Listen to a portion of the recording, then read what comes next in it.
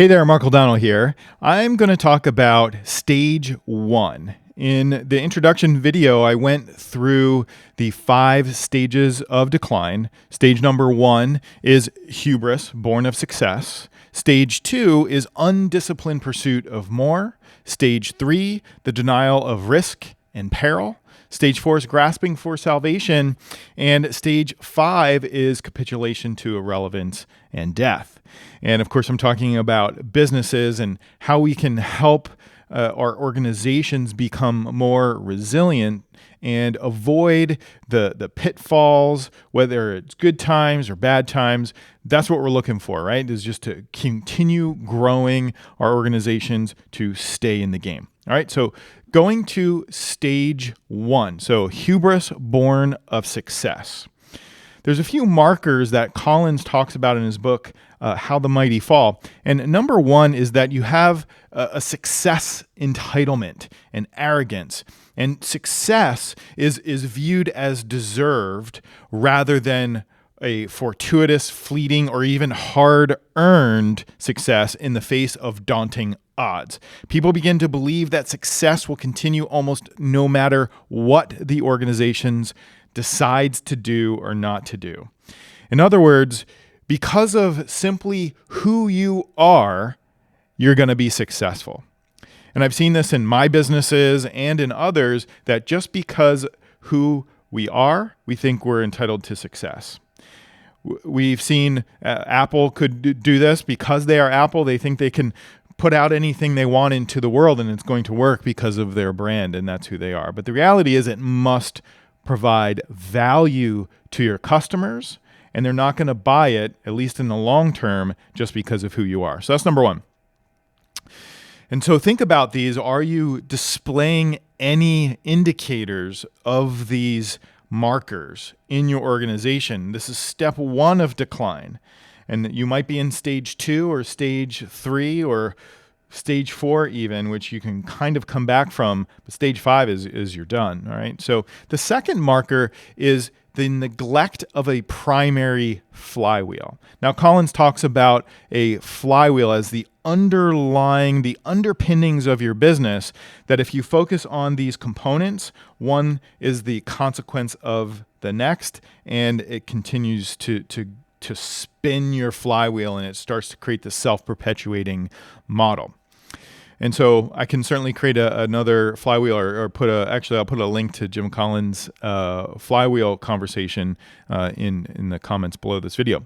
So neglect of a primary flywheel. So you're distracted by threats, new adventures, opportunities, and leaders, when they neglect that primary flywheel and they're failing to renew and become creative on what they know works, what is proven within their business with continuous creative intensity that made them great in the first place. When they start to neglect that and they go try new things, they dabble in other industries, different products that are not for their same target markets, and you start to neglect that flywheel, that would be a stage of decline, because you're successful and you think because you're successful at everything, or one thing that you're successful at everything.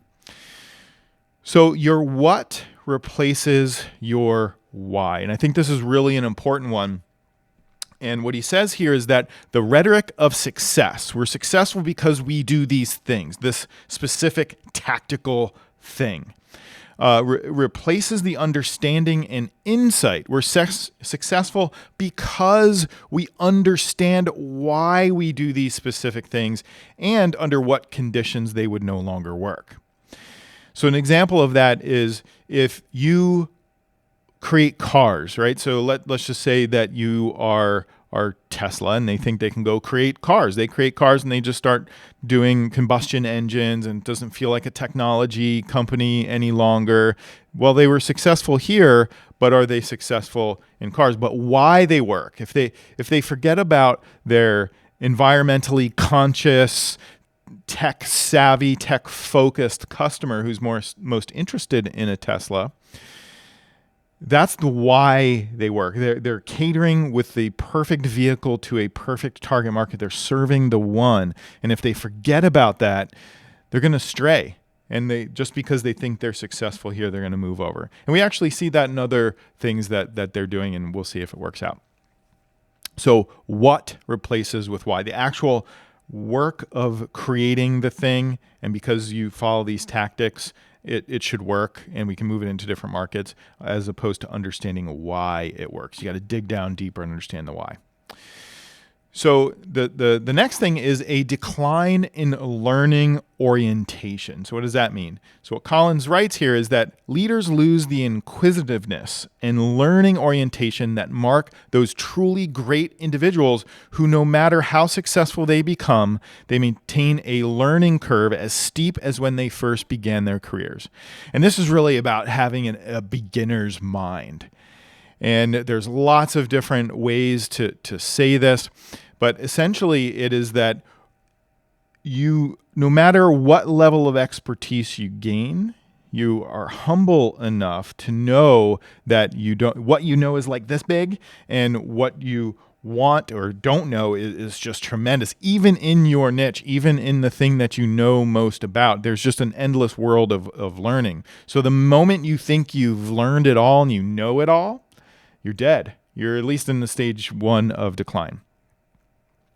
So the last marker in stage 1 is discounting the role of luck. And what Collins says here is that instead of acknowledging that luck and fortuitous events might have played a helpful role, maybe a significant role, time, place, people begin to presume that success is due entirely to the superior qualities of the enterprise and its leadership, and that luck had nothing to do with it. Well, we just know that is not true. We take advantage of all sorts of luck. And of course, as he writes in other books, you want the return of luck. That matters, but the luck is still an important part of that. All right, so that is stage 1 of decline, hubris born of success. And ultimately, what you need to do as a leader, as an entrepreneur, is avoid hubris born of success. Stay humble and just keep pushing. Always be learning, always be growing. Never take for granted how you got to where you got to. So that's stage 1. In the next video, I'll move to stage 2, which is, of course, the undisciplined pursuit of more. Until next time.